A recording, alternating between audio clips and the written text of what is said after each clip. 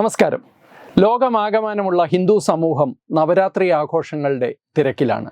9 രാത്രികളുടെ ആഘോഷം, ആദിപരാശക്തിയായ ദേവിയുടെ ചൈതന്യം വഴിഞ്ഞൊഴുകുന്ന നാളുകൾ.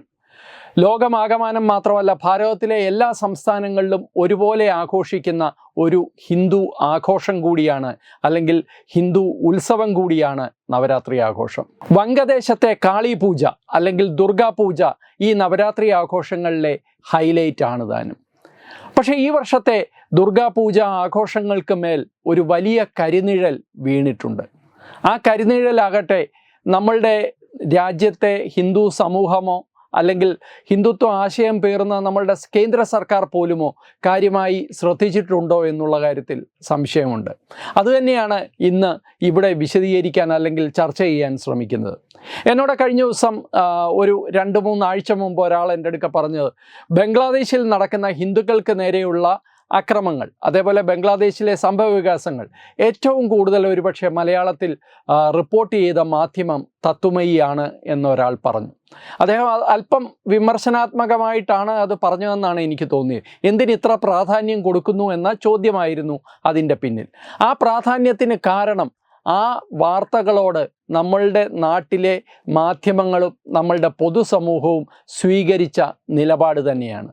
തമസ്കരണത്തിൻ്റെ ഭാഷയാണത്. അങ്ങ് ദൂരെ പലസ്തീനിലും അല്ലെങ്കിൽ മറ്റേതെങ്കിലും രാജ്യത്ത് നടക്കുന്ന അക്രമ സംഭവങ്ങളുടെ യുദ്ധങ്ങളുടെയൊക്കെ പേരിൽ ഇവിടെ വലിയ തോതിൽ പ്രൊട്ടസ്റ്റ് മാർച്ച് ഉൾപ്പെടെ വലിയ തോതിൽ ചർച്ചകൾ ഉൾപ്പെടെ എല്ലാ കാര്യങ്ങളും നടക്കുമ്പോൾ നമ്മളുടെ അതിർത്തിക്ക് തൊട്ടപ്പുറത്ത് നടന്ന ഇത്രയും ഹീനമായ ആക്രമണങ്ങളെക്കുറിച്ച് കാര്യമായ ചർച്ച ഭാരതത്തിലെ പൊതുസമൂഹത്തിൽ ഉണ്ടാവാതിരിക്കാൻ ആർക്കൊക്കെയോ താല്പര്യമുള്ളതുപോലെ തോന്നിയതുകൊണ്ടാണ് ആ വാർത്തകൾ നിരന്തരം കൊടുക്കാൻ തത്വമയി തീരുമാനിച്ചത്. ഭാരതത്തിൻ്റെ തൊട്ട അയൽപക്കത്തുള്ള പാകിസ്ഥാനിലും ബംഗ്ലാദേശിലും ഹിന്ദുക്കൾക്കും മറ്റു ന്യൂനപക്ഷങ്ങൾക്കും നേരെ നിരന്തരം നടക്കുന്ന ആക്രമണങ്ങൾ ഒരിക്കലും വാർത്തയാവാതിരിക്കാൻ, ചർച്ചയാവാതിരിക്കാൻ പലരും വലിയ ജാഗ്രത പുലർത്തുന്നത് കണ്ടവരാണ് നമ്മൾ.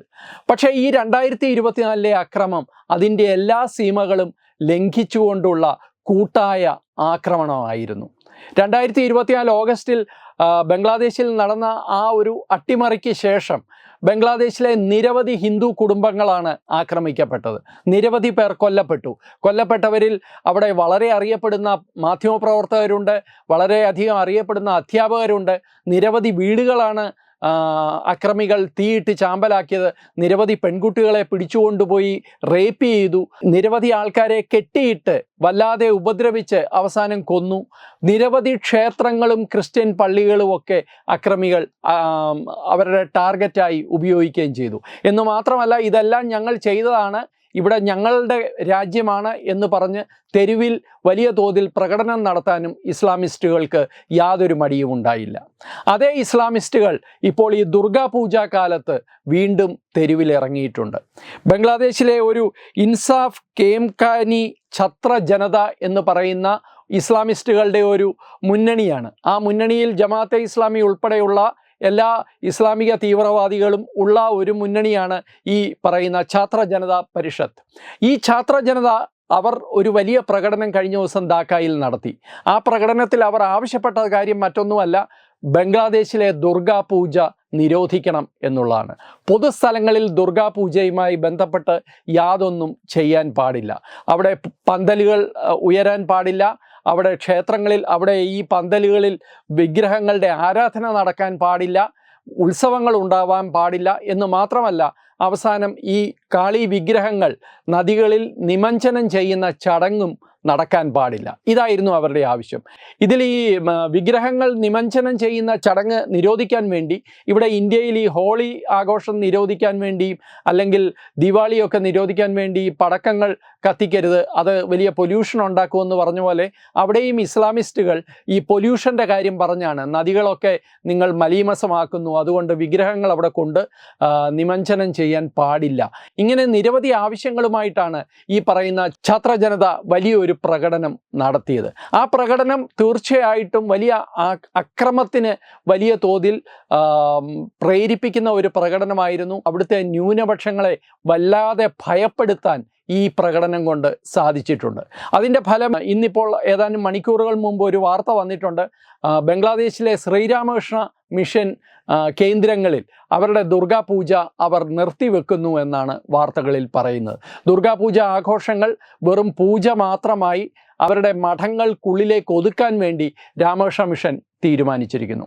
ബംഗ്ലാദേശിലെ ഢാക്കയിലെ അവരുടെ തലസ്ഥാനമായ ഢാക്കയിലെ സെക്ടർ 13 എല്ലാ വർഷവും ദുർഗാപൂജയുടെ വലിയ ആഘോഷത്തിൻ്റെ വേദിയായിട്ട് മാറുന്നത്. ഈ വർഷം അവിടെ അങ്ങനെ ഒരു ആഘോഷം നടക്കാനും യാതൊരു സാധ്യതയുമില്ല. അപ്പോൾ ഇത്തരം വലിയ ഒരു ഭീതിജനകമായ ഒരു അന്തരീക്ഷത്തിലാണ് ബംഗ്ലാദേശിലെ ഏതാണ്ട് 1,30,00,000 ഹിന്ദുക്കൾ ഈ നവരാത്രി കാലത്ത് കഴിയുന്നത്. പക്ഷേ അത് സംബന്ധിച്ച് യാതൊരു പരാമർശങ്ങളോ അത് സംബന്ധിച്ച് യാതൊരു ചർച്ചകളോ അതിർത്തിക്ക് തൊട്ടിപ്പുറം നവരാത്രി ആഘോഷിക്കുന്ന, കാളിപൂജ, ദുർഗാപൂജ ആഘോഷിക്കുന്ന നമ്മളുടെ രാജ്യത്ത് ഇല്ല എന്നുള്ളത് എത്രയോ ദുഃഖകരമാണ്. പക്ഷേ ഇസ്ലാമിസ്റ്റുകളെ നോക്കുക, അവർ എത്ര കൃത്യമായിട്ടാണ്, എത്ര ബുദ്ധിപൂർവമായിട്ടാണ് അവരുടെ അജണ്ട നടപ്പാക്കുന്നത്. അവർക്ക് സ്വാധീനമുള്ള, അവർക്ക് അപ്രമാദിത്വമുള്ള എല്ലാ പ്രദേശങ്ങളിലും അവർ ന്യൂനപക്ഷങ്ങളെ അടിച്ചൊതുക്കി തന്നെയാണ് മുന്നോട്ട് പോകുന്നത്. എന്നാൽ പൊതുജനമധ്യത്തിൽ, അന്താരാഷ്ട്ര തലത്തിൽ അവിടെ ഇസ്ലാമിസ്റ്റുകൾക്ക് എപ്പോഴും ഒരു വിക്ടിം പരിവേഷം നൽകാൻ, പീഡിതരാണ് എന്നുള്ള തോന്നൽ നൽകാൻ അവർ വളരെ കൃത്യമായിട്ട് ശ്രമിക്കുന്നുണ്ട്. ഇപ്പോൾ അതിലെ ഏറ്റവും അവസാനത്തെ ഉദാഹരണമാണ് ഇറാൻ്റെ പരമോന്നത നേതാവായിട്ടുള്ള അയത്തുള്ള അലി ഖൊമേനിയുടെ ഒരു പ്രസ്താവന. അലി ഖൊമേനി പറഞ്ഞത് എന്താണ്? ഇന്ത്യയിൽ ഇസ്ലാം മതവിശ്വാസികൾ സുരക്ഷിതരല്ല എന്നാണ് ഏതാനും ആഴ്ചകൾക്ക് മുമ്പ് അയാൾ ഒരു പ്രസ്താവന നടത്തിയത്. അയത്തുള്ള അലി ഖൊമേനിയുടെ ഈ പ്രസ്താവന ലോകമാകെ ചർച്ച ചെയ്യുകയും ചെയ്തു. പക്ഷേ യാഥാർത്ഥ്യത്തിൽ നിന്ന് എത്രയോ ദൂരെയാണ് ആ പ്രസ്താവന. ഇന്ത്യയിൽ ഇസ്ലാം മതവിശ്വാസികൾ സുരക്ഷിതരല്ല എന്ന് അദ്ദേഹം പറയുമ്പോൾ യാഥാർത്ഥ്യം നേരെ തിരിച്ചാണ്. ഇന്ത്യൻ ഉപഭൂഖണ്ഡത്തിൽ എവിടെയൊക്കെ ഇസ്ലാം മതവിശ്വാസികൾ ഭൂരിപക്ഷത്തിലുണ്ടോ അവിടെ ന്യൂനപക്ഷങ്ങൾക്കാണ് സുരക്ഷയില്ലാത്തത്. അത് കൃത്യമായി മറച്ചു വെച്ചുകൊണ്ട് ഇന്ത്യയിൽ അങ്ങനെ ഒരു സ്ഥിതിവിശേഷവും ഇല്ലാത്ത ഇന്ത്യയിൽ ഇസ്ലാം അപകടത്തിലാണ് എന്ന് ഇവർ കൃത്യമായി പ്രചരിപ്പിക്കുന്നു. ഇന്ത്യയിലെ ഒരൊറ്റ മുസ്ലിം സംഘടന, ഇറാൻ്റെ അദ്ദേഹം യഥാർത്ഥത്തിൽ ഒരു ഷിയ നേതാവാണ്, ഇവിടുത്തെ സുന്നി നേതാക്കന്മാർക്ക് എതിർക്കാൻ പറ്റുന്ന ആളുമാണ്.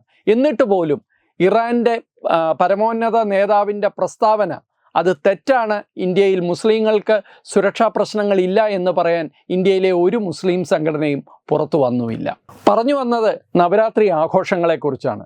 നമ്മൾ സർവ്വസ്വാതന്ത്ര്യത്തോടുകൂടി നവരാത്രി ആഘോഷങ്ങൾ കൊണ്ടാടുമ്പോൾ, പൂജകൾ നടത്തുമ്പോൾ നമ്മൾ ഓർക്കേണ്ടത് അതിർത്തിക്ക് തൊട്ടപ്പുറത്ത് ഒരു വലിയ വിഭാഗം ജനത, ചെറിയ ജനവിഭാഗമൊന്നുമല്ല, അവിടെ 1,30,00,000 ഹിന്ദുക്കൾ അധിവസിക്കുന്ന ഒരു ഭൂമിയാണ് ബംഗ്ലാദേശ് എന്ന് പറയുന്നത്. 10-75 വർഷങ്ങൾക്ക് മുമ്പ് ഭാരതത്തിൻ്റെ തന്നെ ഭാഗമായിരുന്ന പ്രദേശമാണ് അവിടെ നേരെ ചൊവ്വേ പൂജകൾ നടത്താനോ നേരെ ചൊവ്വേ ക്ഷേത്ര ദർശനം നടത്താനോ അവിടെ ആഘോഷങ്ങളിൽ പങ്കെടുക്കാനോ സാധിക്കാത്ത ഒരു വലിയ വിഭാഗം ജനങ്ങൾ തൊട്ടയൽപക്കത്ത് ഇസ്ലാമിസ്റ്റുകളുടെ ഭൂരിപക്ഷമുള്ള ബംഗ്ലാദേശിലുണ്ട് എന്നുള്ള ആ ഓർമ്മ അത് മനസ്സിൽ വെച്ചുകൊണ്ട് വേണം ഈ വർഷം നമ്മളും നവരാത്രി ആഘോഷിക്കാൻ. ആ ഭീഷണി നമ്മളുടെ ചുറ്റുപാട് അതിർത്തിക്ക് അപ്പുറം മാത്രമല്ല അതിർത്തിക്ക് ഇപ്പുറം ഉണ്ട് എന്നുള്ള ബോധ്യം കൂടി ഉണ്ടെങ്കിൽ ഏറ്റവും നല്ലത്. നമസ്കാരം.